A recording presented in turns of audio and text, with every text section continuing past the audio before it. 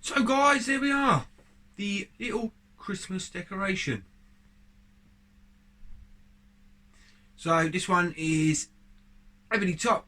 It's got a pine cone in the resin. I used the metallic red, blue and some pearlescent powder. Yeah, really cool actually. Just got it hanging there on some old fishing wire. Actually spins pretty cool.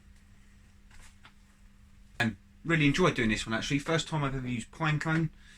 Pine cones weren't stabilised, which caused me to get a few air bubbles, but luckily enough I cut past them and they haven't caused a problem. So yeah, the blue, red and a pearlescent, or the blue and red is metallic sort of pigment powder, and then there's pearlescent powder in there as well. Just got it hanging on some fishing line at the moment because it looks pretty cool if you spin it. Well, I hope you enjoyed the video guys. If you did, please hit that subscribe button. Thank you very, very much to all the subscribers that have come over to my channel, and welcome. Hope you enjoyed the video guys. See you again next week.